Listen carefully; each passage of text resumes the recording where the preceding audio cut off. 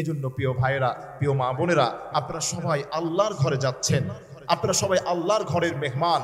এজন্য আমাদের সবাইকে সেম ওই আল্লাহর প্রতি আমাদের আনুগত্য, ভালোবাসা, ভয়, ভীতি, যে কোনো কাজ আমরা করতে যাই, আপনি দেখেন, আপনি নামাজ পড়তে যান, সালাত আদায় করতে যান, সালাতের কিছু ফরজ রয়েছে, কিছু সুন্নাহ রয়েছে, কিছু ওয়াজিব রয়েছে, নফল রয়েছে। আমার পূর্বে মুহতারাম হযরত চমৎকারভাবে আপনাদেরকে বুঝিয়ে দিয়েছেন সংক্ষিপ্ত আকারে। এরপরে বাংলাদেশের উল্লেখযোগ্য আলেম ওলামারা এখানে উপস্থিত আছে, হুজুররা কথা বলবেন। সেম একইভাবে নামাজের যেমন বিধিবিধানগুলো আছে, যেভাবে আমরা যদি নামাজের মধ্যে কোনো ফরজ তরক করি, ওয়াজিব তরক করি, আমাদের নামাজের মধ্যে ঘাটতি দেখা দিতে পারে। সেম একইভাবে হজের মধ্যেও কিছু বিধিনিষেধ রয়েছে, এগুলো যদি আমরা ঠিকভাবে পালন করতে না পারি, তাহলে আমাদের হজটা কি পূর্ণ হবে?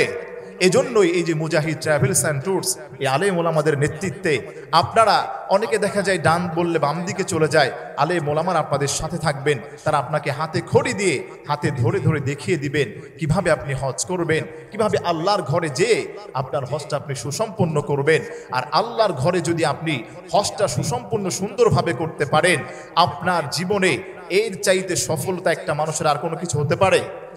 হাদিসের মধ্যে আসছে, রাসূল করিম সাল্লাল্লাহু আলাইহি ওয়াসাল্লাম বলে দিয়েছেন যে তিনটা জিনিসের দিকে শুধু মানুষ যদি নজর করে, তাহলেই আল্লাহ সুবহানাহু ওয়া তাআলা ওই তিনটা জিনিসের দিকে নজর করার কারণেই তার আমলনামায় অসংখ্য সওয়াব দান করেন। সুবহানাল্লাহ।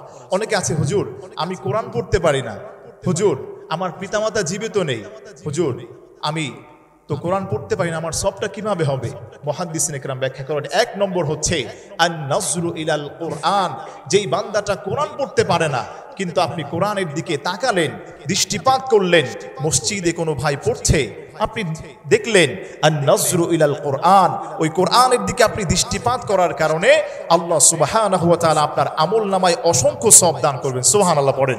এরপরে বলা হয়েছে আন-নাজরু ইলা ওয়াজহিল ওয়ালিদাইন, যাদের ঘরে পিতা এবং মাতা আছে, ওই পিতা মাতার দিকে যদি কেউ দৃষ্টিপাত করে, নেক দৃষ্টি দেয়। এক সাহাবী রাসূলের কাছে এসে বলছেন, ইয়া রাসূলুল্লাহ, ইয়া হাবিবাল্লাহ, ওগো দয়াল নবীজি, অনেক সাহাবী তো হজ করতে যায়, ওমরা করতে যায়, আমার তো সামর্থ্য নাই। আল্লাহর হাবিব বলেন, ঘরে কি তোমার মা আছে? সাহাবী বলে, না ইয়া রাসূলুল্লাহ, আমার ঘরে তো মা আছে।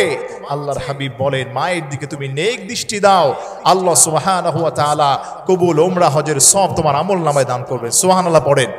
এইটা ওই সাহাবীর ক্ষেত্রে ছিল যার সামর্থ্য ছিল না। আলহামদুলিল্লাহ, হজ আমাদের উপর ফরজ। আল্লাহ সুবহানাহু ওয়া তাআলা যে ফরজ বিধানটাকে যাদের সামর্থ্য আছে শারীরিকভাবে, আর্থিকভাবে, তাদের জন্যই হজকে ফরজ করা হয়েছে। সেই কাতারে আপনাকে আমাকে যে মহান রব শামিল করলেন, আপনারা খুশি না বেজার?